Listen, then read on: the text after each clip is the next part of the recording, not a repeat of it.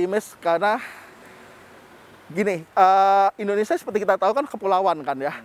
Jadi sektor logistik itu nggak akan bisa dihilangkan dari perekonomian di Indonesia.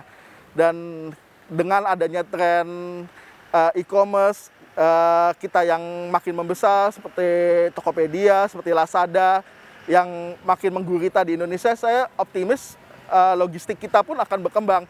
Terutama sekarang pemerintah juga sudah menyediakan insentif-insentif yang mendukung kegiatan logistik seperti pelabuhan, seperti infrastruktur jalan raya, dan saya melihatnya ke depannya logistik itu nggak akan didominasi di Pulau Jawa saja, tapi akan tersebar di seluruh Indonesia dengan lebih masif lagi daripada saat ini. Kalau melihat tantangan dari sektor logistik ini seperti apa, Pak?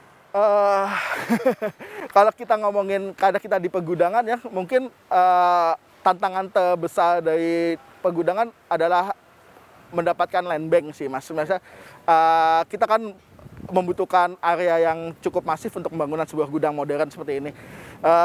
Dan untuk mendapatkan land bank itu juga nggak mudah karena ada beberapa poin-poin yang harus kita istilahnya secure lah, seperti itu. Terus selain itu saya melihat kalau dari sisi perizinan, dari sisi pemerintah sudah cukup mendukung, apalagi dengan adanya dari Kementerian Investasi seperti ini. Sekarang kita udah ada OSS segala macam yang membantu kita dalam proses pembangunan gudang. Jadi saya ngelihatnya sih semoga kedepannya dengan adanya sistem-sistem yang semakin terintegrasi di pemerintah, logistik juga makin terpacu untuk makin berkembang lagi daripada sekarang. Ya, karena pemerintah memang sangat maksimal sekali Pak ya untuk meningkatkan kontribusi dari sektor logistik ini bagi perekonomian nasional ke depannya, terutama di masa pandemi COVID-19 dan pemulihan ekonomi nasional ya. Kalau dari PT Mega Manunggal Property sendiri melihat sektor logistik ini kan kinerjanya cukup baik di tengah pandemi COVID-19. Ini kinerjanya di tahun ini atau di tahun depan melihatnya seperti apa Pak?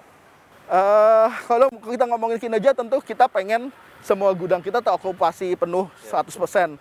Yang kedua, kita pengen ekspansi luas gudang kita ke depan. Tahun depan kita sudah punya rencana untuk pembangunan beberapa gudang baru yang lokasinya belum bisa kita sebutkan di mana. Selain itu, kita juga melihat otomatisasi dalam pergudangan modern sudah mulai masuk di Indonesia. Kita harapkan dengan adanya otomatisasi di pergudangan itu seperti robotik, seperti IoT, kedepannya permintaan terhadap gudang modern akan semakin tinggi karena dengan gudang modern itu infrastruktur modern seperti robotik dan segala macam bisa dipasang dan diterapkan oleh pemilik usaha logistik di Indonesia. Karena memang jadinya volume dari transaksi atau volume dari aktivitas itu bisa meningkat signifikan kan. Betul. Dengan adanya bantuan dari teknologi. Betul. Juga karena selain efisiensi space dan ruangan, mereka juga efisiensi bongkar muat mereka akan semakin baik dengan adanya otomatisasi. Seperti itu sih. Oke, baik Pak Dimas, terima kasih atas waktunya telah bergabung bersama kami di sini. Untuk informasi lebih lengkap dan juga berita terkait bisa klik link di deskripsi, dan juga jangan lupa untuk download aplikasi CNBC Indonesia di Play Store dan juga App Store. Dan yang paling penting, jangan lupa subscribe ya.